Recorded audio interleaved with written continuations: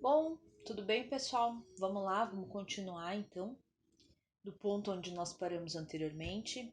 Na aula passada, vocês procurem ali, a gente falou sobre o capitalismo e eu falei então que o próximo vídeo seria para complementar falando sobre o socialismo e é isso que a gente vai ver hoje, certo? Primeiramente, não esqueçam, ó, fica em casa, tá? Não quero ninguém passeando por aí, tá? Bom, vamos lá então. O que é socialismo, tá? Vamos começar aí por esse símbolo. Ele tá aí apagadinho, mas vocês sabem. É uma bandeira vermelha, né? Com o símbolo da foice e do martelo, com a estrela ali em amarelo. Está associado ao comunismo e o comunismo está associado a um xingamento. A gente sabe que a gente vê aí nas redes sociais e nos tempos que a gente está vivendo, né, ser chamado de comunista praticamente é ser xingado. Mas o que é ser chamado de comunista? O que é isso, né? Por que é um xingamento? Vamos lá.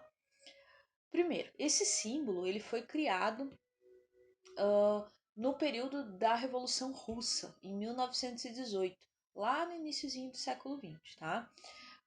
Foi criado por quem? Pelos revolucionários. Tá? Os revolucionários na Rússia, chamados de bolcheviques. Os bolcheviques eram os trabalhadores da Rússia e eles tomaram o poder, tiraram do poder o rei, o czar, né? Rei czar, na Rússia era chamado assim, Nicolau Romanov, por ele ser manter ali a Rússia como um reino absolutista, tá? A Rússia era uma monarquia absolutista, ele era um monarca e a população sofria demais naquele período, passava muita fome, todas as terras eram propriedade do rei, como num sistema feudal, né? Propriedade do senhor. E a população era massacrada. A população passava fome, morria de fome e morria de frio. Então, em 1918, né, depois de uma série de acontecimentos, isso a gente vê nas aulas de história, os bolcheviques, então os trabalhadores da Rússia, do campo e da cidade, tomam o poder. Tá? E instituem, colocam no lugar dessa monarquia absolutista uh, a primeira nação liderada, comandada por trabalhadores, de que se tem notícia aí, tá? O que quer dizer a foice e o martelo? A foice representa os trabalhadores do campo, que eram a maioria na Rússia, onde 90% da população vivia no campo, eram agricultores, tá? Na zona rural. E o martelo, que representava os trabalhadores da cidade, porque a Rússia estava se industrializando bem naquele período que onde eu falei no vídeo lá do capitalismo, tinha ocorrido já a Revolução Industrial na Inglaterra e a Revolução Industrial ali no século XIX, fim do 18, início do 19, estava se espalhando para outros países da Europa e a Rússia entrou nessa leva aí de industrialização. Então, tinha uma pequena indústria na Rússia. Então, tinha os trabalhadores do campo e os trabalhadores da cidade, tá? Representados pela foice e pelo martelo, respectivamente. Tá? Então, é isso que representa. A Rússia revolucionária, né, pós-monarquia absolutista, é uma Rússia que é conduzida por trabalhadores do campo e da cidade e tá isso estampado, expresso em sua bandeira, tá? E a Rússia ela vai se tornar uma sociedade socialista, tá? O que é socialista? Vamos lá, que é isso que a gente vai entender nessa aula, tá? Bom, como é que funciona o sistema socialista, tá? A gente falou na aula passada, ali na videoaula anterior, sobre o sistema capitalista, que é um sistema político e econômico que vai reger, então, todas as relações sociais e econômicas de um país, e o socialismo da mesma forma, tá? É um sistema político e econômico que vai reger todas as relações sociais e econômicas de um país, certo?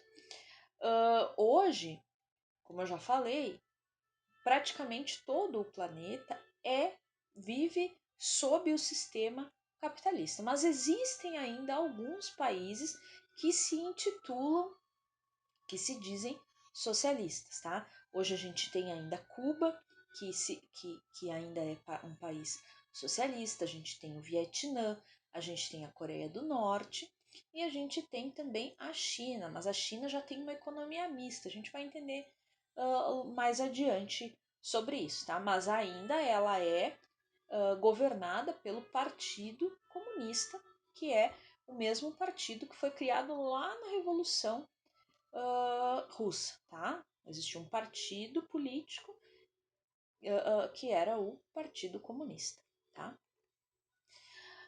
Bom, como é que funciona aí o socialismo? Diferentemente do capitalismo, onde existe a economia de mercado, que eu já falei, onde existe a lei da oferta e procura, onde o objetivo é o lucro, a gente vai ter no socialismo a planificação da economia. Ou seja, o Estado, o que é o Estado? O governo, tá? O Estado ele vai controlar a economia. Não vai ter um dono do meio de produção. Não vai ter alguém que vai ganhar mais, alguém que vai ganhar menos, aquela concorrência, né? Não, isso não vai existir no socialismo. Por quê? Porque no socialismo o Estado ele controla todos os meios de produção. O Estado é que vai decidir o que se produz. É o Estado que vai controlar a demanda de produtos, tá? O que se produz, onde vai ser produzido, qual o valor desse produto e qual o salário dos trabalhadores que vão produzir esse determinado produto, certo? Então, assim, num determinado país socialista, a gente vai ter um período muito grande de seca e a gente vai ter um prejuízo muito grande nas plantações. Pois muito bem, o que vai se produzir agora? Né? Vai se voltar a indústria para produção que abasteça e alimente a população. É um período de muito frio, né? Vai ter um frio, um inverno extremamente rigoroso. Vamos pensar em um lugar, por exemplo, como a Rússia, que é um lugar com temperaturas muito abaixo de zero, né? Vamos pensar num lugar como o Canadá, que não é socialista, mas só pensando em um lugar com temperaturas muito baixas, né? Então, sabe-se que vai ser um inverno muito rigoroso e sabe-se que as pessoas não têm muito acesso a agasalho, né, a formas de se proteger contra o frio. Então vai se voltar à produção para abastecer a população desses itens que estão faltando, certo? Isso é um exemplo bem simples, né? É claro que o Estado ele não vai se ater somente a essas questões, né? São questões de Estado. O que o Estado precisa para se desenvolver? Precisa de tecnologia. Então a gente vai voltar à nossa indústria para a produção tecnológica, certo? Mais ou menos isso. Tá? Então é o Estado que vai controlar e vai determinar o que vai se produzir mais, o que vai se deixar de produzir, qual o valor do que está sendo produzido, quanto que as pessoas vão ganhar, certo? Quanto que as pessoas vão ganhar, a gente já pula para a questão da igualdade social. A gente não vai ter classe social no socialismo, diferentemente lá do que eu falei do capitalismo, né? Não existe o dono e não existe o proletário, não existe o burguês e o proletário, tá? Todos são iguais, todos são trabalhadores, todos desempenham uma função e todos estão a serviço do bem comum, da igualdade social. Porque, diferentemente do capitalismo, que tem como objetivo maior o lucro, no socialismo o objetivo maior é manter o social, manter a sociedade com o mínimo de condições, certo? Então, no socialismo vai se ter uma igualdade social muito diferente do capitalismo, onde a desigualdade é um traço bem marcante, tá? Então, não vai ter classe social, não tem patrão, tá? Claro, todos são trabalhadores, mas o que se coloca ali é que não há o patrão e o trabalhador em lados opostos. Todos são trabalhadores, certo? Vai se ter uma distribuição mais igualitária da renda. Então, por exemplo, assim, no capitalismo, uma determinada empresa contrata uma pessoa por um salário de R$ 100. A outra empresa já contrata os trabalhadores por um salário de 150, de R$ 200, né? Claro que ninguém contrata por esse valor, mas só para a gente ter uma ideia, né? E aí isso vai gerar uma concorrência, mais pessoas vão querer trabalhar na empresa que paga melhor, em compensação essa empresa que trabalha melhor, que paga melhor, ela vai de repente oferecer mais coisas para os seus funcionários, ela vai ter um pouquinho menos de lucro, mas vai manter seus funcionários, então vai ter todo um esquema no capitalismo, né, que faz com que exista concorrência até mesmo nos salários, certo? E no socialismo isso não vai existir. No socialismo, todos vão ter uma média salarial muito parecida, né? E isso vai ocasionar, vai resultar no quê? Numa distribuição de renda mais igualitária, né? Praticamente na eliminação da desigualdade social, certo? Isso seria muito benéfico, isso seria muito bom. O que ocorreu na prática, no que se viu ao longo dos anos, né, nessa experiência socialista que o mundo viu nesses países socialistas, inclusive nesses que ainda permanecem aí firme e forte em meio ao capitalismo, tá? A classe política ela vai acabar se beneficiando, né, porque ela é a detentora de todas essas decisões. É ela que vai regular a economia. Então, na prática, o que ocorre foi isso, né? Os políticos acabam se beneficiando dentro desse sistema socialista, o que não deveria ocorrer na teoria, certo? Bom, vai haver dentro do socialismo uma centralização política. O que é isso? Vai existir só um único partido e não tem oposição política. A gente vai ver no Brasil uma quantidade gigantesca, 44, 48, atualmente, partidos políticos.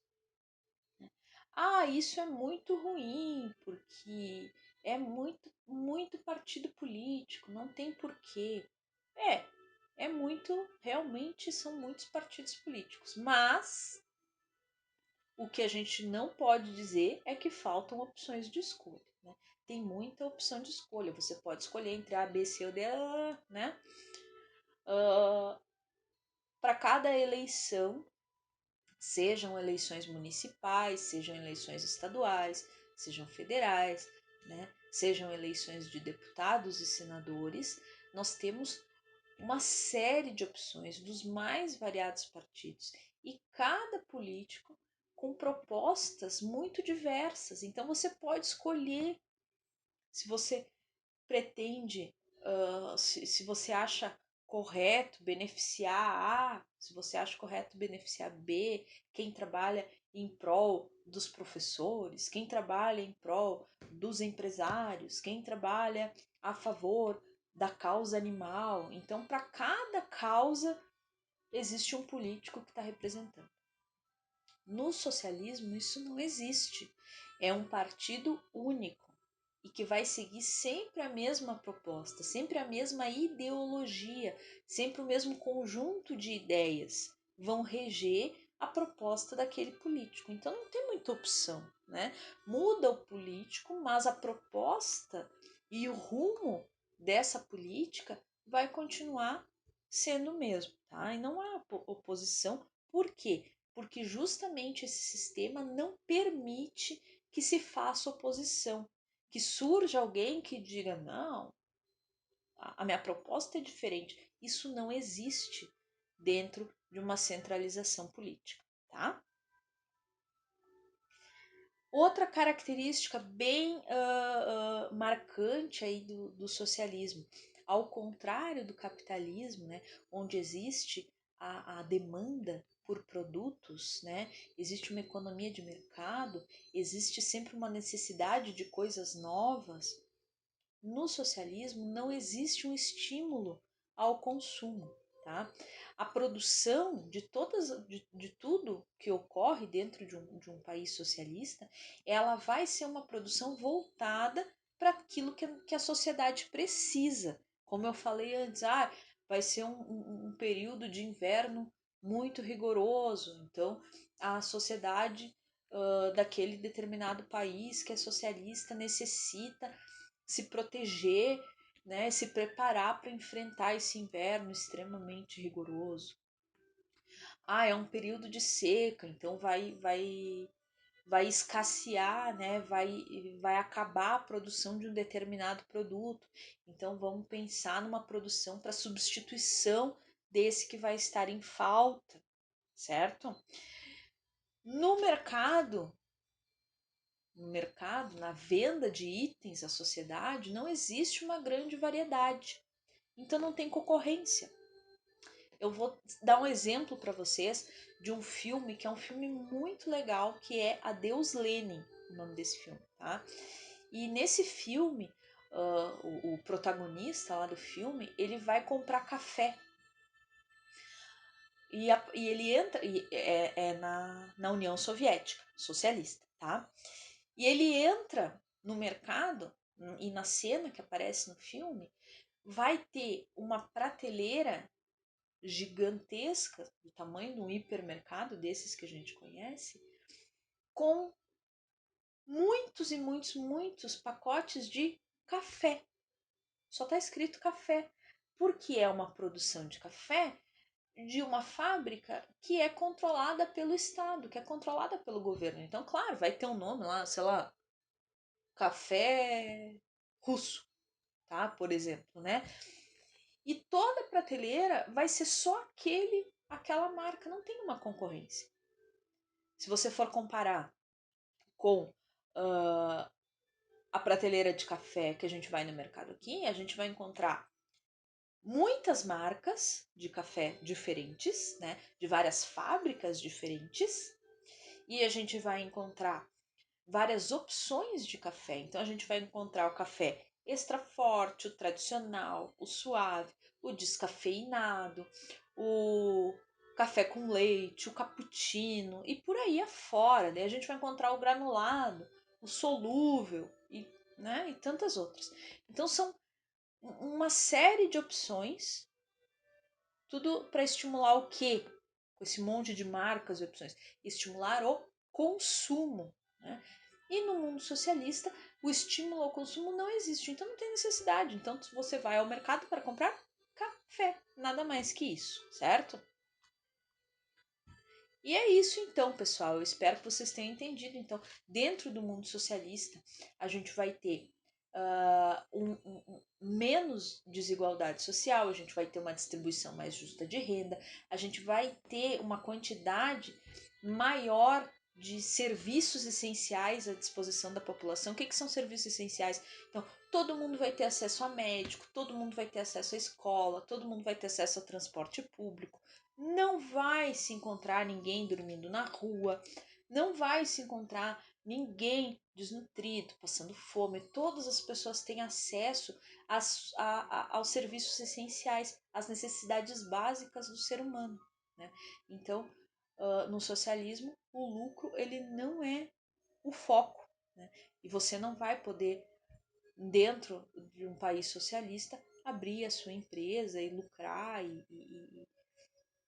e vender e concorrer com outros, porque isso não existe, tá? Certo? Eu espero que vocês tenham conseguido entender. Eu quero que vocês, qualquer dúvida, deixem os comentários aqui embaixo. Eu vou colocar essa aula, disponibilizar na nossa plataforma, certo? E vocês podem tirar as dúvidas lá também. Assistam o vídeo, assistam mais vezes se for preciso, tá? Espero que vocês fiquem bem. Um grande beijo. Tchau, tchau.